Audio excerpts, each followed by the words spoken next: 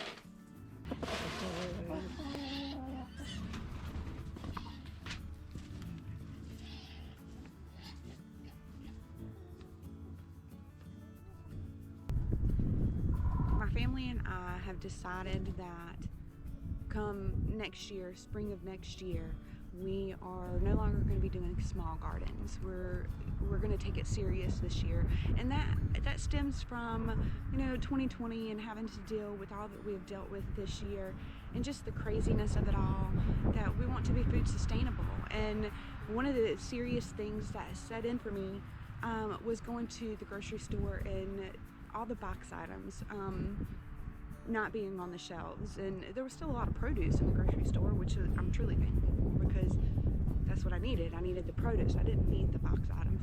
But just the seriousness of the grocery store not being convenient anymore, and just my kids looking at me saying, "Mama, what if we don't have any food to eat?" And I assured them that they would always have something to eat. That's not having anything to eat has never been my fear, but them having that worry because it's not in the grocery store, I felt that it was important to teach my children where their food comes from. And they've always had little gardens, but we've never done it on a bigger scale. We've just messed around with having just a little garden. If we got something from it, we did, and if we didn't, that was okay, because we had the grocery store to go to. But we got serious, and we decided that we wanted to grow our gardens year round. And I've never done that before. I've done a lot of learning while I've been able to be at home. Watched a lot of videos, read a lot of books, reread a lot of books that I already had, and it's doable. It's doable, and I've already put in some of the work. But what I'm preparing for is next year to be able to have this massive garden, and maybe 2 big gardens, and a large herb perennial garden, and then maybe a market garden. But and those are big future goals, but you got to start somewhere.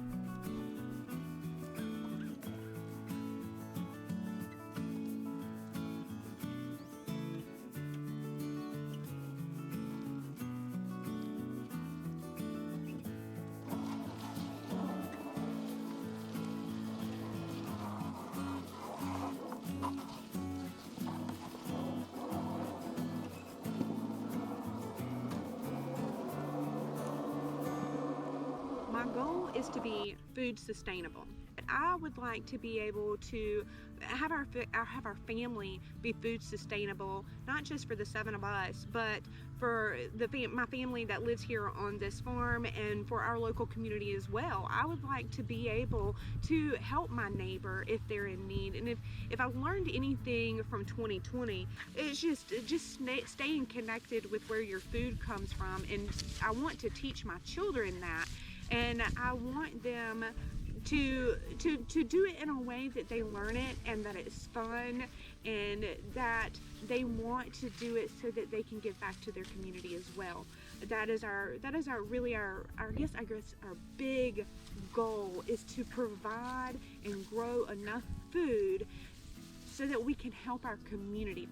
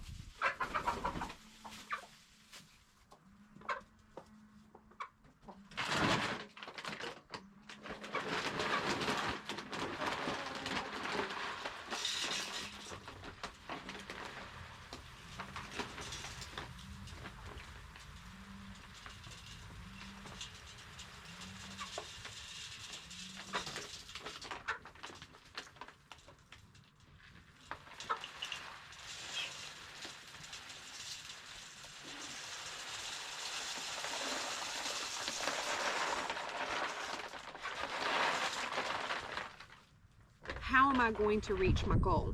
I've already decided where my gardens are going to go. I've tilled my gardens, I've composted my gardens, and I put tarps on my gardens, and they're waiting for the spring. So what am I doing right now?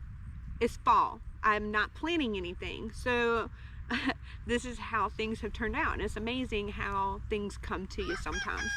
I was not sure that I wanted to raise pigs. Was not sure if I wanted to get back into raising goats. Not sure I want to deal with any kind of cows. I thoroughly enjoy chickens. Chickens are easy. If you're going to start out with anything, start out with chickens. They really are a lot of fun, and it's something that you can get into fairly cheap, and something that you can either just eat from yourself. You can get your eggs in the morning. You can grow them for meat if that's what you want to do. But that's an easy start. And I always say that chickens are the gateway. The chickens will lead you to rabbits, which will lead you possibly to pigs or goats or a dairy cow. But what I'm doing this fall is I have my chickens. I bought them from Tractor Supply. Some were given to me. Actually, the majority of them were given to me. A lot of them have just now started laying eggs, but we're also in the fall. Daylight's getting shorter, so I'm not getting as many eggs as I was hoped to be getting, but I'm still getting eggs. And I'm still enjoying taking care of my chickens. But from my chickens, and I didn't know that this was gonna happen until it happened, came pigs. So now, and you may see them behind me, now I am taking care of pigs and raising these pigs is kind of a thing with me and my dad and what we're doing. And I was watching one of Joel's videos that Justin Rhodes had recorded about the rabbits and how he raised rabbits. And I knew that I kind of eventually wanted to add rabbits. I just didn't know that I was going to be adding rabbits now. It's just amazing how things kind of fall into place when you're on this kind of track. Like, things just kind of happen. Back to the video that I saw, Justin recorded Joel talking inside, I guess, his rabbit hut kind of thing. It was a big barn with rabbits and cages, and in there he had chickens. And I was just in amazement because I've had chickens before, but I meant rabbits before, and I always felt like, they need a cool, calm, quiet location. Well, the chickens are not calm. Well, they can be, but they're not quiet. But then I saw his rabbits in there with the chickens. And I was like, why aren't the chickens roosting on the rabbit huts or the rabbit cages? Like, why? I watched that video 3 times and saw, saw the chicken wire, and I was like, that is the smartest thing. Like, why didn't I think about that? I've raised rabbits, I've raised chickens, I've been around pigs, I've raised goats, I've grown up around cows. It's amazing. Like, you think you've pretty much got a handle on things, and you think you know it, and then it's something as simple as putting chicken wire from the top of the rabbit hut to the ceiling to keep the chickens off the rabbit cages. And I was like, well, I got the cages, I got the chicken wire, all I need is the rabbits and the food. And so that was my goal.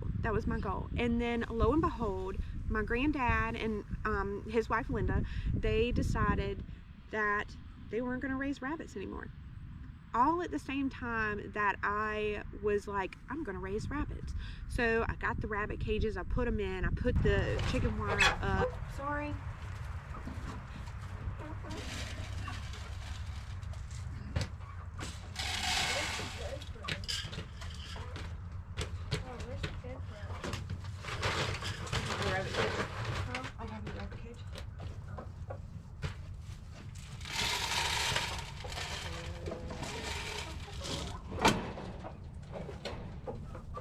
So why am I recording this and putting it out there for the world to see?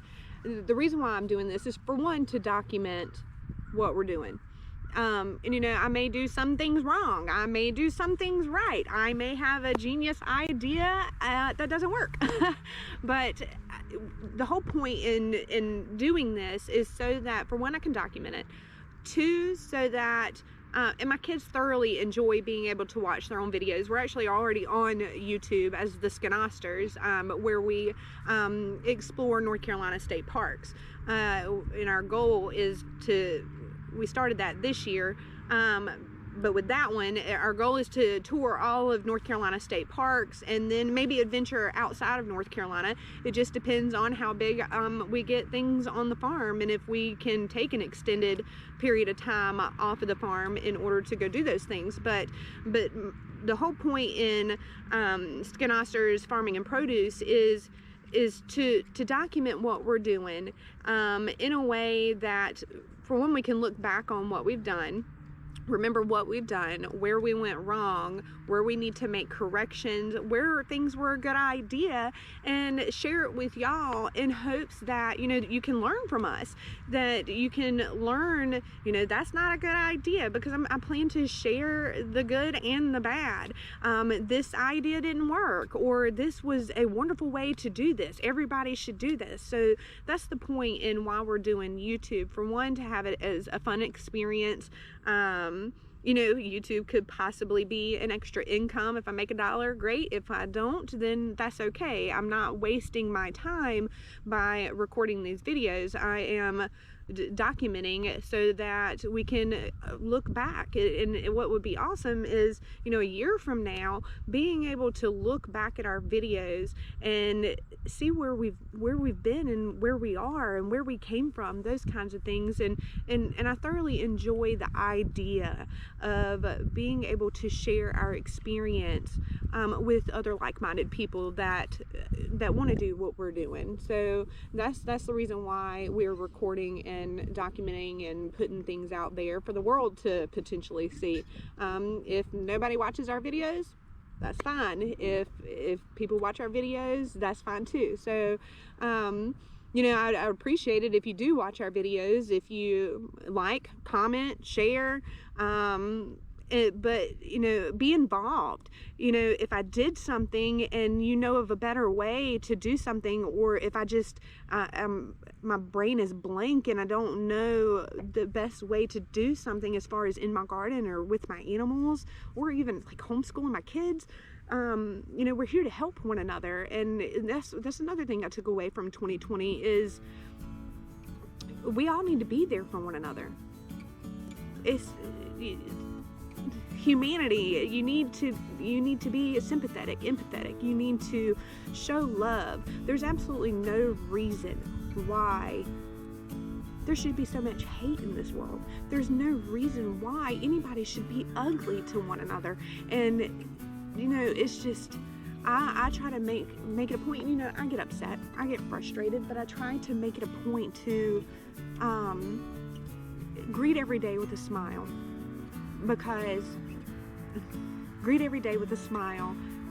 because you never know what that one smile might do for somebody else. So, and I hope that we bring that with our videos. I hope that we bring the happiness. I hope that we bring the real, and you know, I hope that we bring the smiles, and that we can put a smile in your day. And you know, I hope that, you know, your kids can watch these videos and learn something, and pique their interest in growing their own food or raising their own animals. And just that's our point, is to document so that we can learn from ourselves, and to also be able to share it with y'all so that maybe we can learn this together. And so I appreciate you watching this video, and I'll see you next time.